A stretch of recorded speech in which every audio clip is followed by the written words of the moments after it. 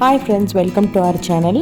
ரொம்ப சாஃப்டாக உதிரியாக பஞ்சு மாதிரி கேழ்வரகு மாவு பயன்படுத்தி புட்டு எப்படி செய்கிறதுன்னு பார்க்கலாம். புட்டுக்குன்னு தனியாக மாவு அரைக்காமல் நம்ம வீட்டில் இருக்க மாவையோ இல்லை கடையில் இருக்க கேழ்வரகு மாவு பயன்படுத்தி ரொம்ப சுலபமாக புட்டு எப்படி செய்கிறதுன்னு பார்க்கலாம் வாங்க. இது நம்ம கடையில் வாங்கின ராகி மாவு தான். ஜஸ்ட் நான் கூழ் செய்கிறதுக்கும் களி இந்த மாதிரி செய்கிறதுக்காக வாங்கின கேழ்வரகு மாவு தான். நல்ல நைஸாகவே அரைப்பட்டிருக்கும். இப்போ இந்த மாவை நல்லாவே நம்ம வறுத்துக்கணும். ஃபஸ்ட்டு ராகி புட்டு செய்கிறதுல நமக்கு வேலை எதுவுமே அதிகமாக இருக்காது. இந்த மாவை நல்லா வாசம் வர வரைக்கும் நம்ம நல்லா வறுத்தெடுத்துக்கணும்.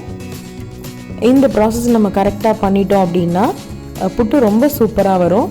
கொஞ்சம் பொறுமையாக தான் செய்ய வேண்டியது இருக்கும். ரொம்ப மீடியம் ஃப்ளேமில் வச்சுக்கோங்க அடுப்பை. கைவிடாமல் அப்பப்போ நம்ம கிண்டி விட்டே இருந்தால் தான் அந்த ஈவனாக எல்லா இடத்துலையுமே மாவு வறுபட்டிருக்கும். மாவு நல்லா சூடாகிற வரைக்கும் இந்த மாதிரியே கிளறி விட்டுட்டுருங்க. மாவு நல்லா வாசனை வந்த பிறகு ஒரு மிக்ஸி ஜாரில் ட்ரான்ஸ்ஃபர் பண்ணுங்கள். இது ஏன்னு நான் சொல்கிறேன். நம்ம சூடாக இருக்கும்போது மாவு நம்ம என்னதான் கை கரண்டி வச்சு நம்ம கையாலேயோ இல்லை கரண்டியாலேயோ பெசறினாலும் நமக்கு அந்த கன்சிஸ்டன்சி வராது. இது ரொம்ப ஈஸியாக நமக்கு அந்த புட்டு பதம் கிடைச்சிடும். எல்லாமாவும் ஆட் பண்ணிவிட்டு தேவையான அளவு கொஞ்சமாக உப்பு சேர்த்துக்கோங்க. இப்போது நார்மலான நம்ம வாட்டர் தான் ஆட் பண்ணியிருக்கேன். நம்ம சூடு தண்ணி போடணுன்னு கூட அவசியம் இல்லை. கொஞ்சமாக தண்ணி சேர்த்து இந்த மாதிரி பல்ஸ் பண்ணி எடுங்க. நமக்கு ஓரளவுக்கு மாவை கையில் பிடிச்சு பார்த்திங்கனாலே நமக்கு பிடிக்கிறதுக்கு வந்துச்சு அப்படின்னா போதும். இந்த அளவுக்கு இருந்தால் போதும். பாருங்கள், ரொம்ப ஈஸியாக நம்ம கையே தொடலை, மாவை அழகாக நம்ம ரெடி பண்ணியாச்சு. இப்போ இந்த ரெடி பண்ண மாவை நம்ம டைரெக்டாக இட்லி பாத்திரத்தில் ட்ரான்ஸ்ஃபர் பண்ணி நல்லா ஆவி வர வரைக்கும் வேக வச்சு எடுத்துட்டோம் அப்படின்னா ரொம்ப ஈஸியாக சூப்பராக ரொம்ப சாஃப்டான ராகி புட்டு நமக்கு கிடச்சிடும். இதுவே நீங்கள் குழாய் இருந்ததுன்னா கூட குழாய் புட்டுலையும் நம்ம டைரெக்டாக சேர்த்துடலாம். தேவைன்னா தேங்காய் பூ போட்டுக்கோங்க. நான் கொஞ்சம் மிக்ஸ் பண்ணிவிடுவேன் வேக வைக்கும் போதே. பரவாயில்ல, இந்த மாதிரி எல்லா இடத்துலையும் ஈவனாக இருக்க மாதிரி ஸ்ப்ரெட் பண்ணி விட்டுக்கோங்க. நம்ம கரெக்டான டைமுக்கு வேக வச்சு எடுக்கணும், இல்லைன்னா வேர்வை தண்ணி உள்ளே கொட்டிடும். ஸோ எல்லா மாவையும் ரொம்ப ஈவனாகவே நீங்கள் இந்த மாதிரி ஸ்ப்ரெட் பண்ணி விட்டுட்டு லிட் போட்டு மூடி வச்சிடலாம். எக்ஸாக்ட்லி 10 minutes இருந்தால் போதும். நீங்கள் ஆப்ஷனல் தேங்காய் இப்போ போட்டாலும் போட்டுக்கலாம், இல்லை எடுத்த பிறகு தேங்காய் போட்டுக்கிறதுனாலும் போட்டுக்கலாம். இப்போ மூடி வச்சாச்சு. எக்ஸாக்ட்லி பார்த்தீங்கன்னா 7 to 10 minutesக்குள்ளார வெந்துடும். நீங்கள் கரெக்டாக வெந்துருச்சா அப்படின்னு ரீகன்ஃபார்ம் பண்ணணும் அப்படின்னா மாவை கொஞ்சமாக இப்படி எடுத்து பார்த்தீங்கனாலே தெரியும். ஸோ அது போக நீங்கள் கொஞ்சமாக மாவு எடுத்து உங்கள் 2 விரலால் இந்த மாதிரி திரித்து பார்த்தீங்க அப்படின்னா ஸோ அந்த நூல் மாதிரி ஏதோ ஒரு ஷேப்பில் வருது அப்படின்னா ஓகே, மாவு ரெடி. இப்போ நம்ம கொஞ்சமாக ஆற வச்சுக்கலாம். நல்ல ஒரு அகலமான பாத்திரத்தில் கொட்டிக்கலாம். பாருங்கள், கொஞ்சம் கூட ஒட்டவே இல்லை. கரண்டியை வச்சு உடச்சி விட்டோம் அப்படின்னா நல்லாவே உதிரியாக வருது. அவ்வளோ சாஃப்ட்டுங்க, ரொம்ப சூப்பராக இருந்தது. இந்த சூடு இருக்கும்போதே நம்ம தேங்காவை கொஞ்சம் சேர்த்துக்கலாம். நான் இன்றைக்கி வெல்லம் கொஞ்சமும் சர்க்கரை கொஞ்சமும் போட்டு 2 விதமாக செய்ய போகிறேன்.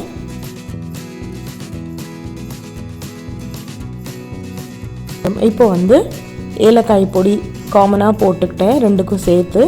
இப்போ கொஞ்சமாக எடுத்து நான் பிரித்து வச்சுக்க போகிறேன். வெல்லம் நல்லாவே நம்ம துருவிக்கணும். கத்தியில் வச்சோ இல்லைன்னா நம்ம அருவாமனையிலையோ நீங்கள் வெல்லத்தை சீவிக்கிட்டீங்க அப்படின்னா கொஞ்சம் கூட கட்டி இல்லாமல் நல்லா பவுடராக சீவி எடுத்துக்கணும். பாருங்கள், இப்போது இது எந்த அளவுக்கு வெந்திருக்கு அப்படின்னா இப்படி பிடிச்சி அப்படின்னா அந்த ஷேப்பில் நிற்குது. உதிர்த்தோம் அப்படின்னா அப்படியே பவுடர் மாதிரி வருது பாருங்கள். ஸோ இப்போ கொஞ்சமாக நான் எடுத்து தனியாக வச்சுக்கிறேன். என்னென்னா பாதி ஒயிட் சுகரும் பாதி வெல்லமும் போட்டு தான் நான் செய்ய போகிறேன். பர்சனலாக என்ன கேட்டிங்க அப்படின்னா சுகரை விட நம்ம வெல்லம் பொடி போட்டு செய்கிறது தான் ரொம்ப சூப்பராக இருக்கும். ஸோ இது 2த்துலேயும் செய்யலாம் அப்படிங்கிறதுக்காக உங்களுக்கு காமிக்கிறேன்னா இந்த வெல்லம் நல்லாவே நான் துருவி எடுத்திருக்கேன்.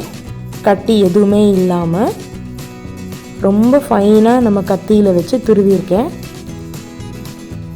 கொஞ்சம் அந்த புட்டு வந்து லைட்டாக வெதுன்னு இருக்கும்போது போட்டிங்க அப்படின்னா தான் இந்த வெல்லம் கரையும். ரொம்ப ஆறின பிறகும் போடக்கூடாது, அதே மாதிரி அந்த புட்டு வந்து சூடாக இருக்கும்போது போடக்கூடாது. இந்த மாதிரி நம்ம கரண்டியை வச்சு நம்ம கிளறி விடும்போதே கொஞ்சம் கொஞ்சமாக அந்த வெல்லம் வந்து கரைய ஆரம்பிச்சிடும்.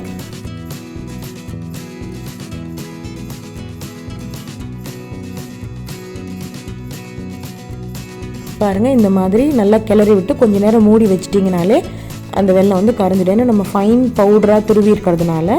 So no problem. வெல்லம் வந்து நல்ல வெல்லமாக எடுத்துக்கோங்க. என்னென்னா மண் தூசி இந்த மாதிரி இல்லாமல் நம்ம வந்து பாகு காய்ச்ச போகிறதில்ல, டைரெக்டாக ஆட் பண்ணுறதுனால வெல்லம் நல்ல வெல்லமாக எடுத்துக்கோங்க.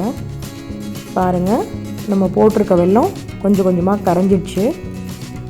ரொம்ப தெரியாது. நீங்கள் அது கொஞ்சம் டைம் ஆயிடுச்சு அப்படின்னா கம்ப்ளீட்டாக அந்த வெல்லம் வந்து கரைஞ்சிடும்.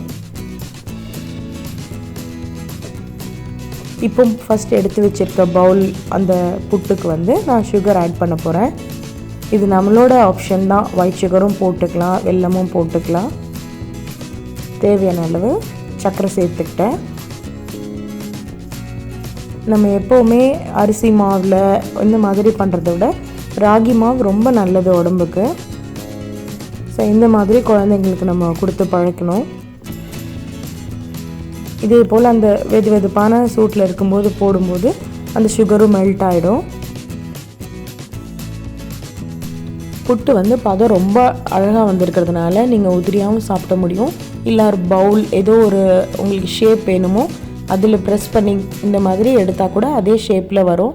ஏன்னா மாவு அந்த பதமாக கரெக்டாக சூப்பரான பதத்தில் இருந்ததுனா தான் இந்த மாதிரி வரும். இந்த ரெசிபி உங்களுக்கு பிடிக்கும்னு நினைக்கிறேன். செஞ்சு பார்த்துட்டு எப்படி இருந்ததுன்னு கமெண்ட் செக்ஷனில் சொல்லுங்கள். நம்ம வீடியோ இப்போ தான் ஃபஸ்ட் டைம் பார்க்குறீங்க அப்படின்னா சப்ஸ்கிரைப் பண்ணிக்கோங்க. மறக்காமல் ஃப்ரெண்ட்ஸ் அண்ட் ஃபேமிலிக்கு ஷேர் பண்ணிக்கோங்க. தேங்க்யூ ஃப்ரெண்ட்ஸ் ஃபார் வாட்சிங் திஸ் வீடியோ.